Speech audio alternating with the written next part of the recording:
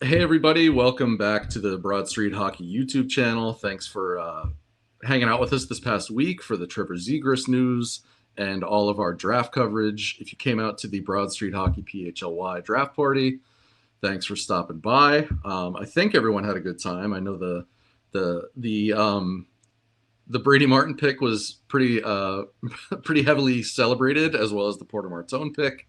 The Jack Nesbitt trade probably a little less so, but Yeah. yeah, I know for you, Joe, that was definitely not the highlight of the draft for you. No, and Gilbs and I'll have a pod later this week. I've where I like kind of break down into that, but on the whole, I give them a B plus for the draft. So day two really saved them. Yeah. Day two was pretty exciting. A lot of, I mean, who knows what those players are going to be, but at least there's projectability with most of them. So Mm-hmm. that's really all you could hope for.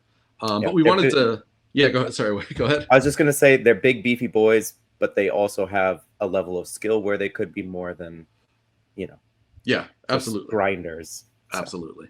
anyway, But yeah, we free wanted to agency. we wanted to come back together to the NHL loves lately to cram the draft and free agency right next to each other. So I think all of us took a little bit of a screen break on Sunday, but because we had so many viewers and everyone seems to really enjoy the content we put out, I wanted to make sure we had some discussion before tomorrow's start of free agency, July 1st, and just get a look at where the roster's at, and give some opinions on what we think we would do or what we think might happen. Um, but two things that did pop up right before we started recording. So before we went Yep. live, it was announced, Charlie O'Connor and some other people, that Jacob Pelletier will not be issued a QO by the Flyers. Basically, Charlie makes it sound like it was with a QO, he would have been eligible for arbitration, and Philly didn't want to risk his AAV being higher than what they want it to be. Um, Mm-hmm. what are your thoughts on the Peltier not being qualified? It's a bummer. Um, I wish like we'd gotten to see more of him in a better role instead of Torts immediately coming out the gate and being like, "I know what he is. I don't need to see any more from him." Like they just got him in a trade and he was immediately relegated to fourth line duties and being a scratch. And like there's a little bit of a risk here with the Flyers. Not that he's going to turn into a star, but one of the perks of I hesitate to call it a perk, but heading towards arbitration is that if you come to terms with your player before the arbitration, it reopens like a 2-day buyout window. Mm-hmm. And that's how they got Tony DeAngelo off the books 2 years ago because was it 2 years ago? Yeah, it was 2 years ago. They were going to arbitration with Noah Cates, and then they That's came to right. I remember terms. that. They had a 2-day buyout window that wouldn't have been there otherwise, and Yeah. bada bing, bada boom. But I think the roster looks in a place where they don't need that safety net. So, Yeah. also, I it just sort started of. pouring rain. So Oh yeah. if you hear that on the microphone, I apologize, folks. Yeah. I think it's about to start raining here pretty quick. We're not too far apart. Yeah. I sort of echo the same thing you said about Peltier.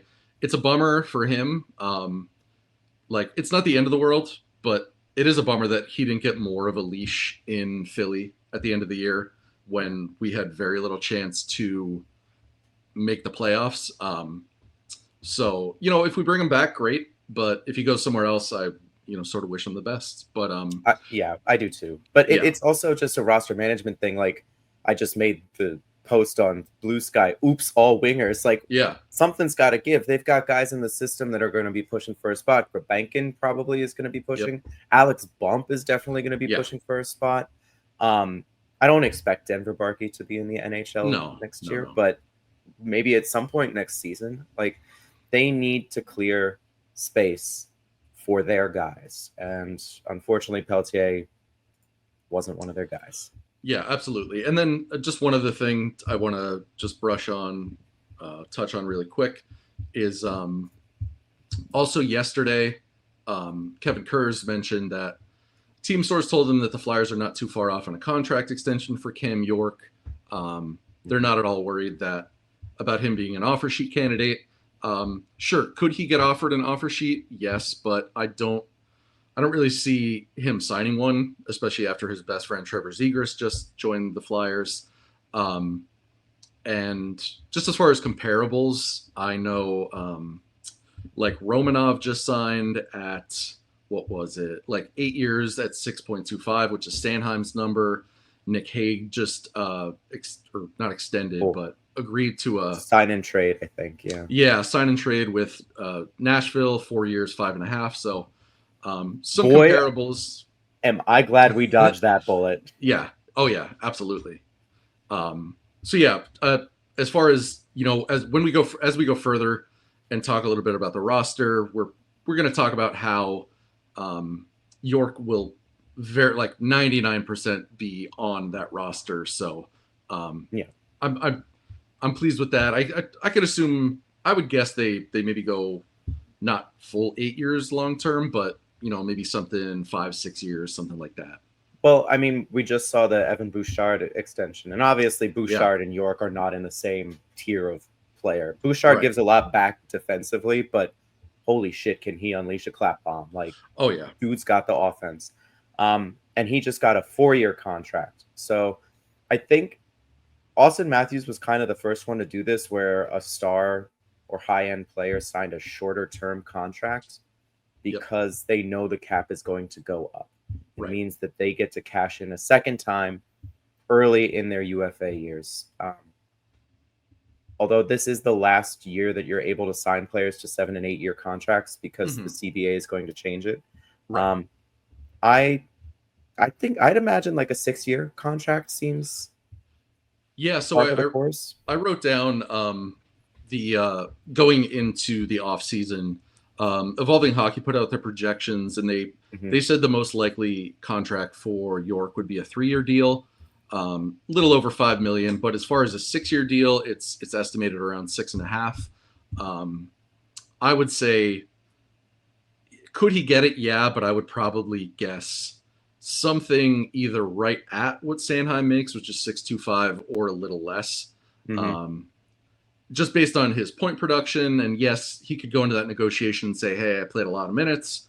I had a down year. Yeah, right. But at the same time, the coach hated me and wouldn't put me on the power play. Right. Yeah. So I would say maybe 6.25, maybe 6. So we'll see, but I don't see it being, something crazy. But yeah, I'd say like the Sanheim contract plus a little bit, just because that's the nature of cap percentages. So maybe 6.5. Right. So before we go into sort of UFA options, I just want to do a little bit of looking at the current roster and what it projects to be. So I'm just going to pull up, good old Puckpedia. Good old Puckpedia. Okay, so here's up on Puckpedia just a look at what things look like. I added in a few things here, so you'll see I put in York at 6 times $6 million, and just made a few, move things around a little bit. So these top two lines, some kind of combination of this. So Couturier 1C, Zegras 2C, and then the wingers are going to be probably Michkov, Konechny, Tippett, Forster in some combination. The way they played last year, it feels like they had a 4th line, and then they had 3 second lines that they kind of just rotated through at relatively even usage, except when special teams were on and they picked up extra minutes there. But they didn't have a clear cut top line, except for the Cates, Forster, Brink for a while. But this combination looks right. Yeah, the top 2 lines, the top 6, obviously, they're going to change the lines a million times. New coach, new whole coaching staff. They're going to change the lines a lot. But this is, probably our top 6 forwards. I don't think anyone would really quibble with this too much. And then the bottom 6 is probably where a lot of mix and match is going to happen. Right now, as we look at this, I have Grebenkin slotted in as the 3C. But the reality here is it could be Grebenkin. It could be Alex Bump. It could also be Maxim Shabanov if we sign him. And so, for those of you, Shabanov, what is he? 24-year-old, 5'8" winger from Russia. It says he plays right wing, but he shoots left. Last year, 65 games played, 67 points, another 20 points in 21 playoff games. Yeah, he's short, but so to me, I think if we do sign Shabanov, I think like to me it seems like the 3 and 4 C hole or 3 and 4 left wings are going to be some combination of Grebenkin, Delorier some games, and then probably Bump and Shabanov. And then I would say would you agree that probably the biggest 2 holes with the roster as currently constructed before free agency tomorrow is center, whether it's 3C or 4C, and then goalie? I think the goalie hole is a bigger problem. Yeah. I'm not so concerned about C4 because they've got a bunch of guys in the system who can play that. They can bring up Dorwart. Maybe Luchanko makes the team out of camp. Rodrigo Abels was okay in that position last year. Like they've got guys that can hold that down. I also don't think Nick Delorier is going to be as much of a lineup regular. Yeah. I bet they're gonna keep that open for any younger camp standouts that are able to play that fourth line left wing. Yeah. So what is your opinion on Luchanko? Obviously, let's throw out the caveat that if he kills it in, what do they call it? If he kills it in not preseason.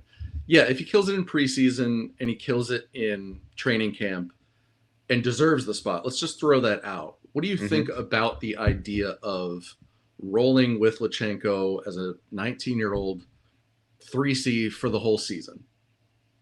As long as he's getting minutes and also getting special teams time to help develop, I don't really have a problem with it. Okay. When I was listening to All PHLY, it was like a week or 2 ago, and they were talking about, well, we don't want Luchanko playing Ryan Palingslow and only getting a couple minutes a night. Let me just pull up Ryan Paling was averaging almost 14 minutes a night. That is a little bit more than your average 4C. And as a rookie in the NHL, getting 14 minutes a night at center and a little bit of special teams time, hey, I'm cool with that. But yeah, I think I honestly wonder if like I don't have a problem with Luchanko necessarily, but because like if you think about it, so we did lose Paling, which to me, upgraded. Honestly, we upgraded him. Oh yeah, for sure. So we got rid of a guy who is very speedy, and we also got rid of a guy who was a very good penalty killer for us. And Luchanko has both of those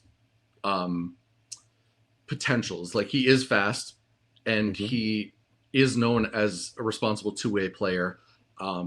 Obviously, he'd be a rookie in the league, so there's no telling, how good he would be on the penalty kill. But we expect him to be a penalty killer when he's a veteran for us, or at least, like an established NHLer. So, why not get him some reps at it? But I even wonder about like, if you're at all worried about Luchanko maybe taking, you want to shelter him a little bit, you could also put Cates on his left side. Obviously, we're not going to put Grebenkin there, but and like you said, for fourth line center, if you have Luchanko here, for fourth line center, it could be any combination of Cates. You could have Abels do it for a little bit wherever. Oh, I think Dorwart. Abels is here. You could have Dorwart. They also keep talking about that they want to get Gaucher some run. So in your like, as far as things go for you, like, do you have any problem with whether they have Luchanko up or not? Do you have any problem with the centers being a rotation of like Cates, Dorwart, Abels, Tony Dick? No. Okay. No problem. I honestly, I would almost prefer, unless he absolutely knocks it out of the park. I would prefer Yeah. Luchanko go back to the minors, just from like a contractual standpoint. You don't want to burn that ELC. Maybe you want to save it for another year. Maybe make sure he's getting all of those minutes on his team, even though they stink. Yeah. Yeah, and maybe you could get him. Maybe you could get him to a different team. Could you get him to, maybe you could get him to where does Jake O'Brien play? Jay McKee's team. It's not Brampton. It's the other one, the Bulldogs. Brantford. He plays in Brantford for the Bulldogs. Also worth mentioning, Carson Dorward is 4 years older than Luchanko, which means now's the time to see what you got in this guy, because in a year or two, Luchanko will be a roster regular, and you don't want to leave Dorward in the AHL, and then he's competing with your first round pick for a 3 or 4C spot. I think I lean towards sending Luchanko back and bringing up one of Dorward or Gaucher or shit. I like doubles, and Brian Boucher really loved screaming out, "How do you like them obbles?" every time he did something. Yeah, I think I would. For the most part, I think I agree. I do think you sort of convinced me there a little bit, because we're going to talk about UFA centers that we could potentially sign. And I think I do like the idea of having at least 3 NHL centers for our wingers to play with, because I know for the past 2 years it's been a little bit of, well, we don't have any centers, our centers aren't great, and we really want to see what these wingers are like when they have steady actual NHL centers who are, capable, whether it's from offensive production point of view or a defensive point of view, like Noah Cates. So I think I would agree with that, especially with so many new wingers entering the fold potentially this year. And I forgot to mention Devin Kaplan, who played a game or two at the end of the season. I can't remember. Did I mention him? He's more okay. He's right wing. So yeah, Devin Kaplan could be someone you'll slot in here potentially. He's like he'll be a Hathaway replacement eventually, potentially. Well, I think if Shane Van Sage stepped onto the NHL ice tomorrow, he could take over Garnet Hathaway's spot. I just have higher hopes for him than that, but that's his floor. Garnet Hathaway is his floor, and damn if that ain't going to be fun in a few years. Yeah, and I really like Hathaway. I have no problem with him at all being on the team this year and potentially next year. And they got Zegras for Ryan Paling, a second and a fourth. Can you imagine, like, if another formerly hotshot prospect is down bad and their team is like, we got to get grit? Like, Garnet Hathaway in a second could get you Bo Byram or something like that. Right. So we'll see. So I do want to pivot a little bit to the UFA centers who are on the market. Yes. And, I'm not saying, like, I wouldn't be surprised if we signed a UFA center. And these are just a few guys that I cherry picked to have on the list. Actually, let me submit that again. Okay, cool. I would add Michael Granlund. So the thing, I had Granlund on there, and the thing with Granlund is maybe you could get him for cheaper, but a projected term of 5 years, $7 million, I don't want any part of that. And even, I mean, if you could get him to sign for 1 year at like 3, I just don't see him doing that. Why would he? He's 33. He's got to win. Like, this is it. Right. And so, honestly, of these guys, I think the one I spent some time this afternoon looking at like Evolving Hockey's player cards for them, and the one who far and away just has the most like stellar looking metrics is Pius Suter. He's great, and he has a connection with Tocchet. They were together the last at least 2 years. I'd have to look up his contract. I don't know when he joined Vancouver, but I have it here. I don't know if this will. I mean, on Micah's website, HockeyViz, Pius Suter grades out as a top 6 center. Like, ideally, he's not playing on your first line, but he can hang up there if he has to. Yeah. So this is Suter's card for the last 3 years. No, he'd be a pretty good stopgap. As long as you don't have too much trade protection on him, like. Yeah, right. You could move him in a couple of years. I have too much. I think I have too many tabs. But just looking many at times. his time on ice per game played for the past 3 seasons, he's been playing, second line minutes, second power play minutes, and Yep. first PK minutes. Yep. Would definitely help in the PK. Looks like he's responsible, definitely good at taking penalties. Isn't great at drawing penalties, but an overall What percentile of 84 and then a what's his face 98. off? Is his face off on there? That I don't. It's I not, but can I could. I Yeah, can pull look that that up. up. I got that. I'd be interested to see what his face-off percentage is. Because But just we could use one of those. yeah, and so while you look that up, going back to his contract projection, 4 years, 4.6, you might be able to get him for 4.5. It's not It's good. it's a little it's a bad face-off percentage. 42.7. Oh, that's Like real. that's That's almost as bad really as bad. Zegras. That's almost as bad as Zegras. 42, like anything that's like 48 and above, I'm like, okay, that's fine. Even like 47, I'll deal with. For 42 is really perspective, bad. Noah Cates is 44.6, and we've been lamenting how bad he is on faceoffs. Right. Okay. So yeah.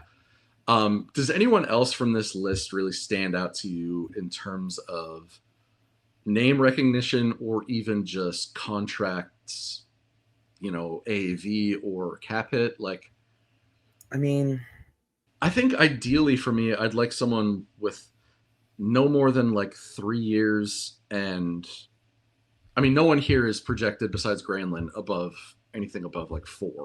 So, I don't know, man. I don't see why any of these players would want to sign with the Flyers. Like, hey, not unless they're getting paid extra. But people love Rick Tocchet.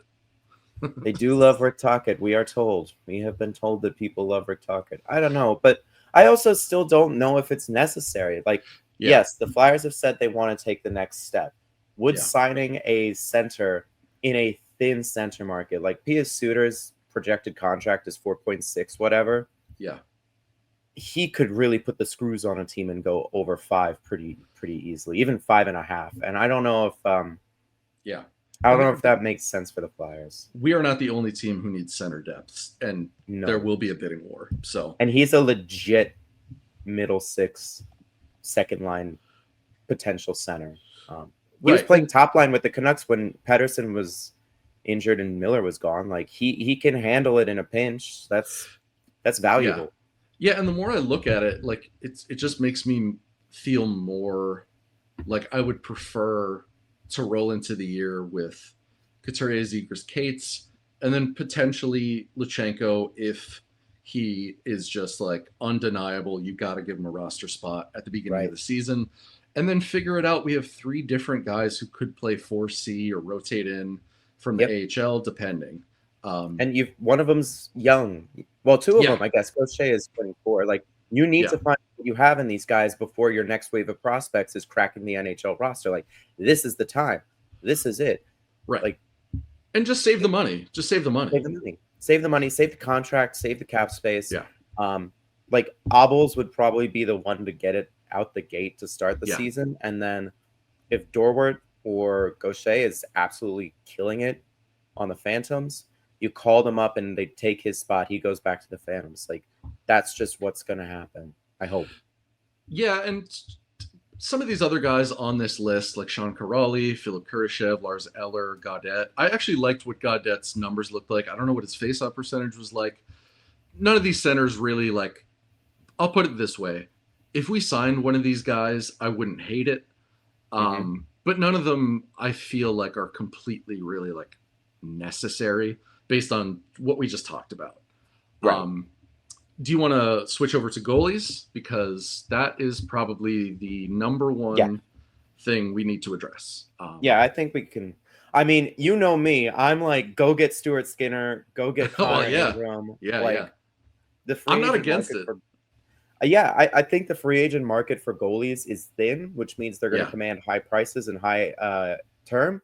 And I don't want to muck with that. I don't want to get in on that. I would rather just be like, hey, this guy that you are kind of out on, you willing to part with him for like a 3rd round pick or something, or like maybe one of our prospects like Massimo Rizzo or something. And I mean, Logan Thompson cost the Capitals what, 2/3 2 third-round picks, and he was what, a Vezina finalist this season? No, he was.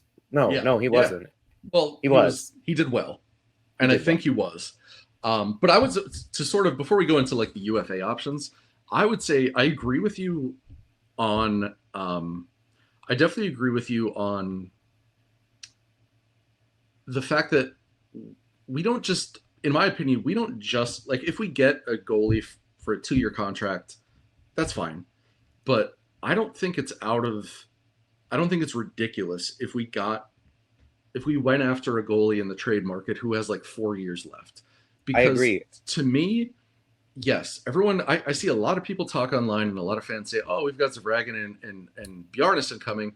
Those Right. guys, yes, even if Zavragin comes over right when his contract ends in the KHL, goalies Yeah. take a while to be ready. And there's no reason to rush Bjarnason or whoever to the Right. NHL. Like, if you want to, like, they're not going to, could they be ready? Sure. And then you figure it out. But I don't think it's unreasonable to expect, Carson Bjarnason, who I think is 19 years old, to not be ready for 3 or 4 Just turned years. 20. Just Right. turned 20. Right. No, I wrote about this for BroadStreetHockey.com. Please like and subscribe. About 2 months ago, goalies, unless you're Connor Hellebuck or Andrei Vasilevsky, like one of those Right. truly generational elite starting goaltenders who are playing 60 games at age 22, 23, generally speaking, your 1A tandem goalie, like your 50-55 game guy, they don't hit their stride until about age 27, 28. Right. Sam Ersson is 25. Like, he's got a couple years of runway left, and I know we hate on Alexei Kolosov. He's clearly not NHL ready. Right. But by that metric, he's still got like 4 good years of development ahead of him before we can actively judge him as a goaltender. Right. That's why I want to target Skinner and Ingram, because they're right in that sweet spot for the age range. But when it comes to Zavragin, our highest hope is that he is Shesterkin or he's Sorokin. And when did those guys start in the NHL? Well, Shesterkin didn't even come to North America until 24. Sorokin was 25. Right. And Shesterkin didn't start a 50-game season until he was 26. And I don't think Sorokin did either. Right. Played 50 games in a season, not starts. So yeah, if you're banking on Zavragin and he follows the Shesterkin-Sorokin path, he's not going to be here even in a backup capacity until like the 2030 season. And right. For perspective there, that is a year, like Sean Couturier's contract will be over. Like his contract expires the summer of 2030, and Zavragin would be a backup the following season, just to put in perspective right. how far away these guys might be. Right. Yeah. So, and I'm completely on board with you as far as like thinking about our goalie pipeline. I'm not saying trade for someone who has 7 years left, but Swayman getting right. I'm kidding. I would think about it, but so yeah, let's take a look at some of the UFA goalie options. So the one up here at the top, Joey Decord, he's already signed, so we could just ignore that one. But some of the top names: Alex Lyon, he is projected at a 3-year term around 3.3. Ilya Samsonov, 3 years, around $3 million. Jake Allen, my preferred candidate, 2 years, 2.5. Jake Allen is everybody's preferred candidate. We're not getting Jake Allen. Like that's not going to happen. I think we could, depending on what he wants. But yeah, I would prefer him. Alexander Georgiev, I don't want to be part of. Fleury, we could ignore him. He's retired. Vitek Vanacek. So one thing I did, I didn't prepare anything for it, but something I did like really rough and tumble, looking at the UFA goalies. I looked at a few things this afternoon and sort of put it together. So one thing that's interesting to note is, so if you look at Rick Tockett's teams that he's head coached since Arizona, right. In Arizona, most of the time, he was there for 4 seasons, and I think if you look on average, his team was around middle of the pack in terms of block shots per 60. So his Mm-hmm. teams didn't, they blocked some shots, but it wasn't a devout amount like Tortorella. Um, Mm-hmm. there was one year where they were third in the league in terms of how many shots they blocked. But if you look at Vancouver, all 3 seasons he was there, they were in the bottom 20s. Sometimes I think it was like 23, maybe 26 and 28. So a lot less block shots than usual. And I did so with that knowledge. I went in and I looked at some of the top goalie UFAs, and I sort of looked at their seasons and for each season. So like for Jake Allen, hey, the last 2 years he was in Montreal. Like, Mm-hmm. where did those teams rank? And sort of looking at their save percentage, depending on where like how many shots the team blocked. Right. Some of like Jake Allen does, like I said, rough and tumble estimation. He does well when the team doesn't block a ton of shots. You know who else does well when the team doesn't block a lot of shots? Who? Airson. Like I know. It's pretty. I don't have the numbers to back it up, but right. Every time you'll see the Flyers win a game 2-1 or something, and Airson has like 42 saves or something crazy like that. Like if he sees the puck, he's stopping it. Right. But if you keep blocking shots and deflecting them and making them bounce weird, he's not gonna do it for you. Yeah. So Alex Lyon does well when he Alex Lyon, his expected goals or goals saved above expected and his save percentage, he does quite well when the team in front of him doesn't block a lot of shots. The same could be said for Jake Allen. The same could be said for even James Reimer, honestly, which is down here. But so I would be interested in looking at goalies who do well in a system where the team isn't going to block a million shots like a Torts team. Yeah. The only thing I would say that I also would consider about these goalies is so Alex Lyon, 2 seasons ago, he played 44 games. This past season, he played 30 games. Ilya Samsonov, 2 years ago, 40 games. Last year, 29. And then Jake Allen, 2 years ago, 34, and then 31. So Jake Allen, a little less than we would want, because I feel like both of us would agree we want Urson to have the opportunity to, let's say the tandem is humming and they're healthy all year. Ideally, we would want close to an even 50-50 split. Right, and that's why I do not want Alex Lyon, because he gets hurt a lot. So it doesn't help us. And Jake Allen, he's getting older, so I can't imagine he's going to want his workload to increase hugely. So honestly, the one name on this list that pops out to me that I would sign is Dan Vladar. I think Vladar, he's right in that sweet spot in terms of age. He's been okay with Calgary Flames, and I might take that gamble. Something I would say. So I did. The one thing I would say about Vladar is what we're getting. Let's just, we didn't say this at the beginning, but like we're not looking for a 910 save percentage. We just want someone who could do 890, 900. Right. And pretty much all of these goalies could do that. Vladar, the last 4 years, his save percentage combined is an 895. Perfectly fine. Yeah. His goals saved above expected, quite bad, -21. But only -1 last season. Right. And again, look at his age. Right. Look at his age. He's 27, which is the time that 1As or even 1Bs kind of establish themselves as what their role is going to be in the NHL. So if he's going to be part of a tandem, like this is the year you find out. Right. And so Vladar is also someone who is on my list as a potential. I would consider it. Right. And none of these guys are really breaking the bank. You've got Vladar at 1 year, 1.6.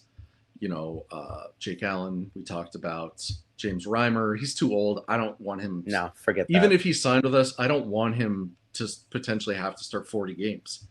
Yeah, no, definitely not. Capo Kakkonen, I wouldn't really go after based on looking at his numbers personally. Well, I mean, I would expect the Avs to maybe re-sign him because they did trade for him this year. Right. Although I guess, I mean, all these contracts are coming through right now, so maybe that'll be the next one. Yeah, and someone else I also looked at that I could maybe convince myself on is also Anton Forsberg. Um, if you think that Allen is most likely probably just going to have too many suitors, do Yeah. you have anyone who you think would be like your preferred signing of of the guys I here? know. I mean, my preference is to trade. Yeah, I agree. I would say Vladar is up there. I would even toy with Samsonov, but not. He hasn't been great, has he? He's been kind of. So been kind of mid. yeah, so Samsonov, let me look here. Well, he So had 1.61 goals saved above expected last season, but that's a yeah, Vegas team that's very good. right. Only played 29 games. He was real good in that first season for Toronto, 21.24. He's young in terms of goalie age. I I would potentially think about him as well because Russian. I think he's not someone who will need to be guaranteed, hey, you're the starter. He's struggled enough in the league that at this point, like, I think you wouldn't have a problem negotiating with him and saying, listen, we want you to have the same amount of starts as Urson, Mm-hmm. and you're going to get playing time here. You're still young, like, let's do a 2-year deal, and it could potentially rehabilitate your value on the market. Yeah. Honestly, like, because goalies are so Fickle. voodoo, as is commonly said, I'm not a GM. This is for smarter people than me that get paid way more millions of dollars than I do. This is Mm-hmm. up to the Flyers front office staff, but Hey, if I they would, ever want to pay us, we're right here. yeah. I mean, I would, and that's the thing. I would be looking, which goalie do we think has held up well the last couple of years? Who didn't miss that much time from injury? Who does well in a system that isn't so heavily reliant on block shots? And I mean, I'm not against overpaying Jake Allen to get him if Mm. you're confident he's going to stay healthy and his medicals look good. Like, the projected cap hit here is, they predict a 2-year deal at 2.5. They're for a 3-year deal for him, it jumps up to like 3.4. I wouldn't. I mean, it's only like $1 million more. Like, if it takes 3.25 to make sure you get him, and you're confident that he could repeat what he's been doing the last couple of years, like, I'm fine taking that gamble. I don't know. That seems. He's old. I don't I think agree. that. I'd rather just stealth tank and try. Well, not stealth tank, but I'd rather pick up someone like Samsonov or Vladar who's young enough, sign him to a 2-year deal, and be like, hey, you might not be here forever, but if you can put together a couple good seasons, we can help trade you to a better team. And Yeah, and I or don't well, know. I mean, the Flyers are a borderline playoff team of their own. Like, Let's look. hey, if you play well enough, we might be in the playoffs. Is this am I in the goalie? Okay, I'm on. One other name I do want to look at Artur is, Shilovs. yeah. I know he hasn't played a ton in the NHL the last couple of years, but I know there was some. I just want to see his goals saved above expect. Yeah, I mean, Not 5, very 4, good. 10. I mean, he did really well for Abbotsford, who won the Calder Cup. I would rely on what Tocchet knows. Maybe you could pry him out of there, because it sounds like Thatcher Demko is about to be resigned. They also just, I don't know if they just They did. re-signed, or they're very close Lankinen. to re-sign. Yeah, Lankinen. He's done. He's been Right, done for a while. right. No, So, I'm not in on Shilovs. Look at that save percentage there, 863. Please, we got enough of that. well, sure, sure. And how old is he? I don't know how He's old. young. Yeah, that's what I thought. But to me, 24. okay, yeah, to me the goalie UFA market doesn't look, all that enticing. You might be able to to find something in the like a diamond in the rough, or just someone, you know, maybe you could get an Aiden Hill who just, for some reason 2 years he just like those are the best 2 years of his career. Yeah. But really, all we're looking for is, like we said, competent, like slightly, even just slightly below average. We would even settle for, because it was Brutal. league worse last year. So Excruciating. yeah, just you can't do anything with that. So I don't know where that leaves Fedotov.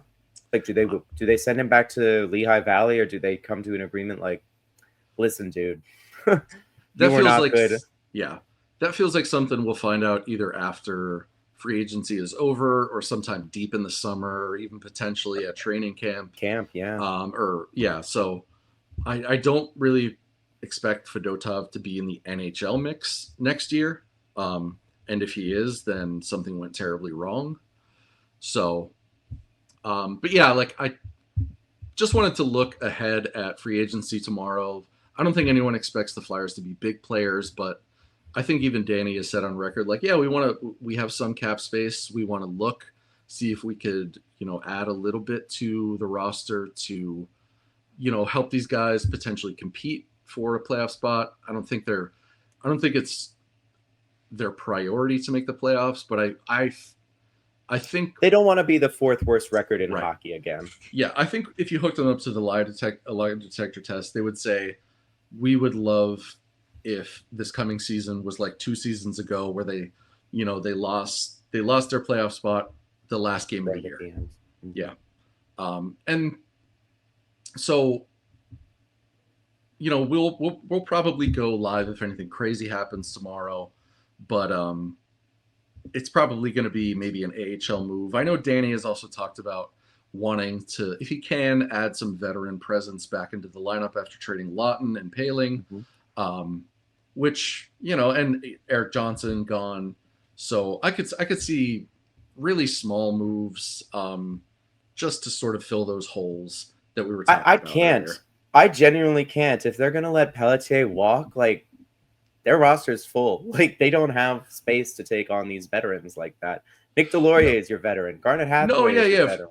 But I could see them, if something, to quote Danny's catchphrase, it just has to make sense. It has to make sense, yeah. But I'm not saying it'll happen tomorrow, but I would say in the first 5 days of July, there'll probably be something, whether it's a depth AHL signing or just a 7-8 kind of, Mark Stahl, Eric Johnson, who literally is just the vibes guy, in the background of videos and on the plane up until the trade deadline. Sure. Any offer sheet targets that you have in mind? I've got one guy. I don't think they're going to get him, but I've got one. I have some ideas on the offer sheets. I'm gonna wait until after the first day or two of free agency and then put out a video on offer sheets. I want to do some more like digging into it. And earlier today, I listened to the first like 20 minutes of Merrick's the Sheet episode today, and he did say at the beginning he knows of 2 players who are out, like their agents are out there like hunting Shopping for offer sheets. Yeah, they're like, we want offer sheets, so like offer us. Who's your guy? Dmitry Voronkov. Not a bad option. I don't think they can do it even with the Provorov contract on the books. Columbus projects to have over 20 million in cap space. Like, I don't think that works out. I think Voronkov is just someone who they would match. They'd match. There'd be a certain point. There would be a point of, hey, we're paying him so much, we're going to have to give up a lot of draft capital. but I don't It's think not worth it in that case. Like right, this isn't the Edmonton case where it's like, oh, right, we can poach Holloway and Broberg for a second and a third because yeah, Stan Bowman's a dumbass. Like, yeah. The one thing I would say with Columbus is, yes, they do have a ton of cap space, but I don't think they're one of those teams where their ownership has given them free reign mm, to spend to the cap. I think they yeah, will have an internal cap of, hey, Don Waddell, you've got a budget of whatever. Even if the cap is 30 or 93, 94 million, he might say, I don't want to spend more than 85. that's true. I guess we'll see what they sign Yeah. tomorrow, if anyone. Yeah, and judging by the last 55 minutes of recording, there's probably going to be a lot more stuff announced in, the next, the rest of the night. I mean, this was just end of business day on the East Coast. Imagine Yeah, like 8 yeah, p.m., 9 p.m. tonight when it's end of business on the West Coast. It's yeah. gonna really be coming in at that point. Yeah. So stick around on tomorrow. I'm gonna try and get this video out, I think tonight ish. Yeah. But yeah, stick around tomorrow. Appreciate you all watching. If you haven't subscribed, please subscribe. Check out all the draft coverage we did on BroadStreetHockey.com. Mm-hmm. If you want access to some of our paywalled content, we don't do a ton because we want people to see what we've got to say and be engaged with us as a community. But appreciate all of you watching, and let us know if you think we should be signing someone else, or your crazy armchair GM Yeah. circa what was it, cap friendly Oh. cap friendly days. Hey, if you guys want to leave us your armchair GM, the cost is 1 like on the video. If Yeah, you're gonna leave your opinion in a comment, you better like the dang video. yeah, just a little thumbs up, that helps. Kyle, where can they find you outside of the YouTube videos? Yeah, you can find me on Blue Sky only. I don't mess around on X/Twitter, whatever. Yep. Chasing the puck with no G. I should have put that on the little thing, but I couldn't figure out how to change my little, like, the sub caption while I already started. So, but yeah, Okay. chasing the puck with no G on Blue Sky. Yep. And you can find me at jfdmarini.bsky.social. I have a Twitter, but I never use it anymore except to just keep up with the insiders at these times of year. Right. Yeah. Luckily, I have the Slack and the PHLY Discord. People post in there all the time, so I really honestly don't check the Twitter / Blue Sky even that much anymore because everything gets posted in there. So must be nice. All right. Well, thanks for watching, and we'll see you tomorrow when all these crazy moves that the Flyers make. When we get Marco Rossi. And, yeah. Okay. Yeah. But yeah, thanks for sticking around, and we will see you very soon. Go Flyers.